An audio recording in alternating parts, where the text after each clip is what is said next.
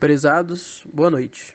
Hoje, eu, Ronald Diniz, em conjunto com meus amigos Alex, João, Marcelo e Marcos, iremos explicar um pouco sobre o comprimento de ar com isoladores de porcelana. Explicaremos um método para calcular a distância de escoamento em um isolador de porcelana através dos cálculos desenvolvidos por nós do grupo. Inicialmente, o que é distância de escoamento? Vocês podem estar se perguntando. A distância de escoamento trata-se da menor distância ou a soma das menores distâncias ao longo do contorno da superfície externa do corpo isolante do isolador entre as partes condutoras. Essas normalmente são submetidas a uma tensão de operação do sistema, ou seja, a distância de escoamento do isolador é maior de acordo com a tensão de operação do sistema elétrico da qual aquele isolante de porcelana está sendo utilizado. Possuímos principalmente três tipos desses isoladores, sendo eles isolador de disco, o isolador de pino e o de pilar. O de disco a gente não vai falar muito, porém, esses dois últimos, pino e pilar, foram tomados como base para que possamos configurar a fórmula utilizada para calcular esse escoamento, pois trata-se do arco entre essas divisões desse isolador, que é o que a gente estaria calculando. Vocês podem ver tanto de disco, quanto de pino, quanto de pilar aí embaixo na apresentação. Agora, falaremos de algumas normas para que possamos identificar esse valor. Precisamos entender inicialmente que nós temos 5 distâncias de escoamento possíveis aos arcos de isoladores de porcelana, sendo eles: isolador com distância de escoamento normal, o isolador com distância de escoamento curto. Tanto normal quanto curto mudam um pouco de acordo com a sua estrutura física, mas é muito pouco. Portanto, a imagem que conseguimos para representar o isolador de escoamento normal também pode ser utilizado para o de escoamento curto. E trata-se do modelo utilizado para os cálculos desse trabalho. Ou seja, a gente fez esses cálculos visando um isolador de escoamento curto ou normal. Se ele for um pouco maior, fica complexo por ser um valor aproximado. Temos em terceiro lugar aí também o isolador com distância de escoamento longo. E para finalizar, o isolador com distância de escoamento extra longo e também o isolador com distância de escoamento extra longo reforçado.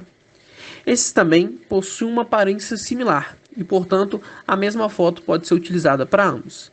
Cada distância dessas irá possuir uma designação, ou seja, uma classificação para qual modelo de circuito é necessário cada isolador com sua distância de escoamento específica, sendo respectivamente designação D, DC, DL, DL e DELR, ou seja, normal, curta, longa, extra longa e extra longa reforçada.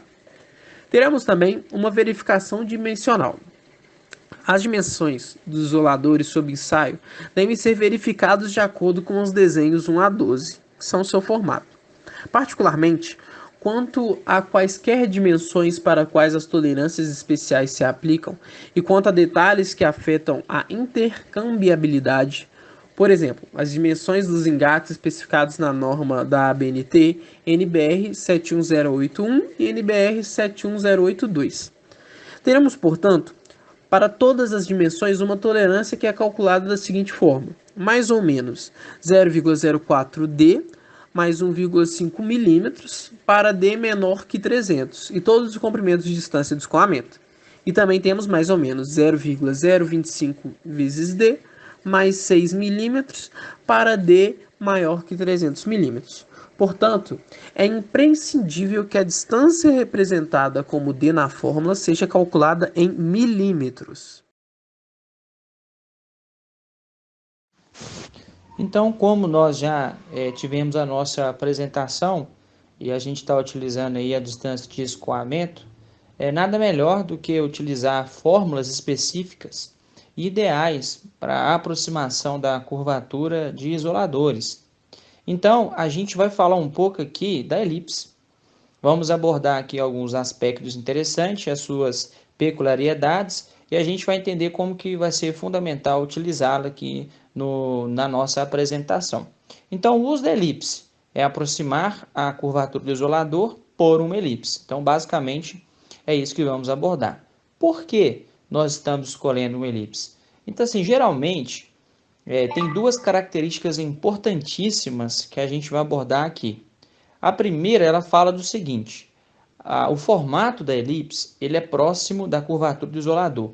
Então é bem parecido a própria fórmula do elipse do que nós vamos aqui realmente calcular, que é o nosso isolador. Então, como eles são semelhantes, são paralelos a isso, então nada mais melhor do que a gente utilizar uma fórmula específica, e é a elipse a melhor forma possível para fazer essa aproximação. E um outro ponto muito importante, que realmente ele também não deixa de ser fundamental, é em questão de ajustar tanto verticalmente e tanto horizontalmente a minha fórmula. E a elipse ela me dá basicamente isso. Então, se eu quero aproximar por maior ou menor, eu posso simplesmente usar a fórmula da elipse. Eu consigo variar aí tanto a minha abscissa, tanto a minha ordenada. A gente vai falar um pouquinho da fórmula, vocês vão entender um pouco melhor. E no final eu tenho o resultado que é o meu comprimento. Então, interessante. Aqui abaixo aqui a gente tem a fórmula reduzida da elipse. Então, a fórmula ela nos diz o quê? Que meu x ao quadrado sobre o meu a ao quadrado mais meu y ao quadrado sobre b ao quadrado é igual a 1. Então, o resultado dessa fórmula eu obtenho um comprimento ou minha curvatura aproximada do meu objeto, que no caso que nós estamos apresentando aqui é o nosso isolador. E lembrando que sempre o meu a ao quadrado ele vai representar no meu plano a parte da abscissa. Então, ele vai representar no meu plano ali a minha parte horizontal. E o meu b ao quadrado ele vai representar a minha ordenada. Então, mostrando para a gente a parte vertical. E como tem uma característica muito importante a elipse, que é variar, de reajustar tanto a minha parte da abscissa, tanto a minha parte da ordenada, por isso exatamente que é importantíssimo de utilizá-la. Porque eu posso fazer uma fórmula tanto para um isolador pequeno, para um isolador maior, e no final eu obtenho um comprimento da minha curvatura e onde eu quero chegar, né? E dependendo da minha isolação, do meu circuito elétrico, eu preciso de ter um tamanho específico desse isolador para proteção. Então, basicamente, é assim que funciona a fórmula reduzida e nós usamos a elipse por essa característica fantástica, que é de reajustar o tanto o tamanho e que ela realmente é próxima ao formato geométrico do meu isolador.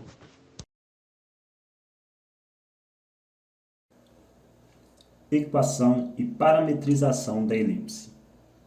Como foi falado anteriormente, a elipse possui equação da forma x ao quadrado dividido por a ao quadrado mais y ao quadrado dividido por b ao quadrado igual a 1.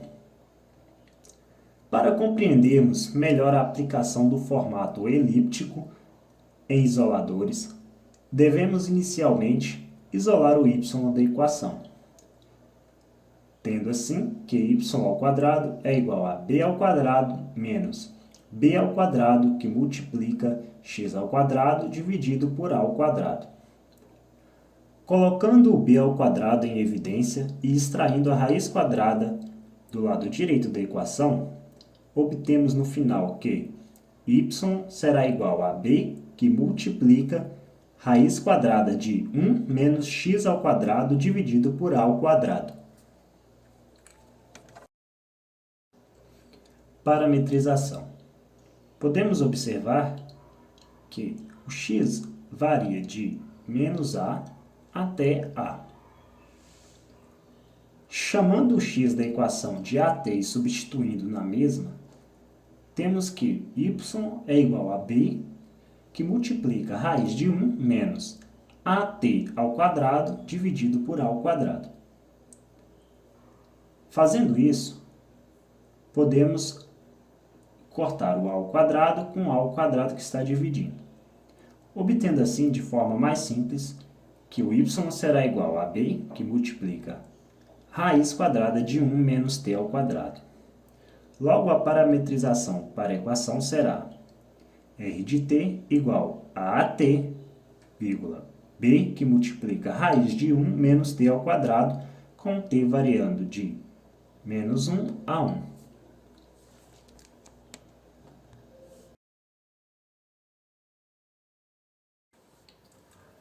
Sabemos que o comprimento de uma curva é dado pela integral do módulo das derivadas das componentes da parametrização desta mesma curva. Neste caso, derivando as componentes de R de t, teremos a derivada da primeira componente AT em relação a t será A. Usando a regra da cadeia, para derivarmos a segunda componente, obteremos que a derivada de b, que multiplica raiz de 1 menos t ao quadrado, será menos b, que multiplica t, dividido por raiz quadrada de 1 menos t ao quadrado. Logo, a derivada da parametrização será a, menos bt, dividido por raiz quadrada de 1 menos t ao quadrado, com t pertencendo ao intervalo de menos 1 até 1. Bem, tendo em vista então a derivada da parametrização, vamos seguir para encontrar a fórmula através da integral de comprimento. Primeiro que é a integral de comprimento. A integral de comprimento, ela utiliza o módulo da derivada do vetor r de t, ou seja, o módulo de r' de t. O r' de t foi o vetor encontrado anteriormente.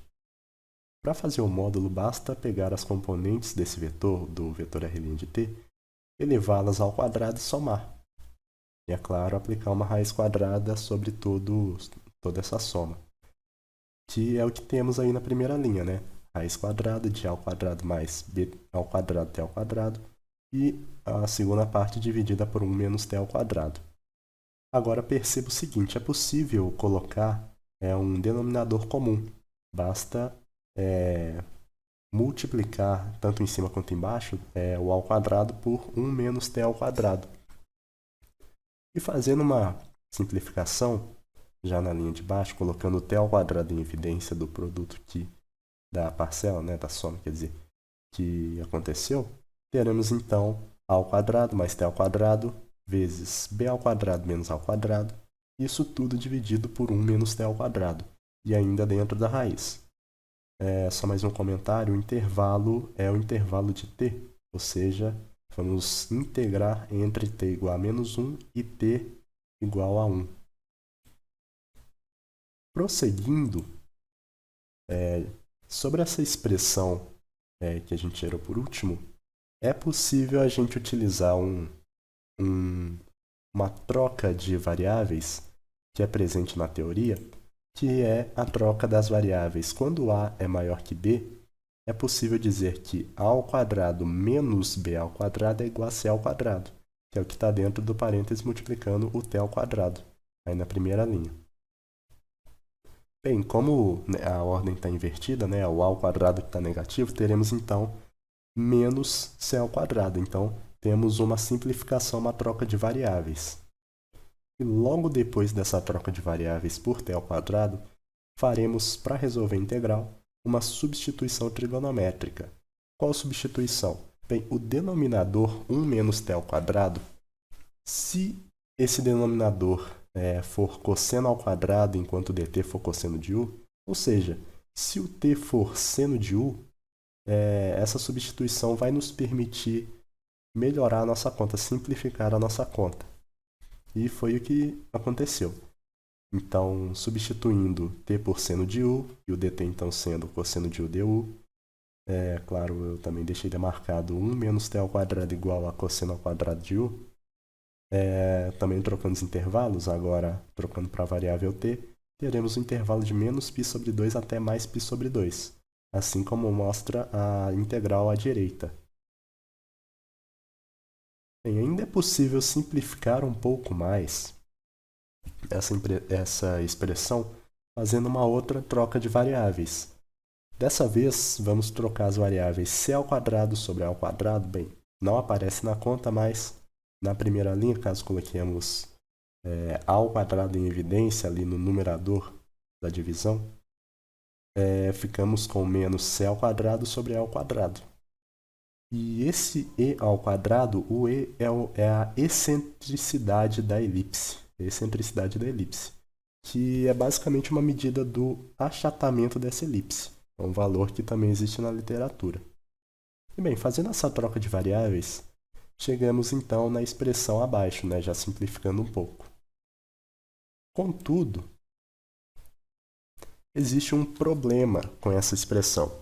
A expressão gerada ela não pode ser escrita em termos de funções elementares. E bem, esse empecilho foi então solucionado da seguinte maneira: utilizamos aproximação. Mas qual a aproximação? Por cálculo numérico, via um método numérico.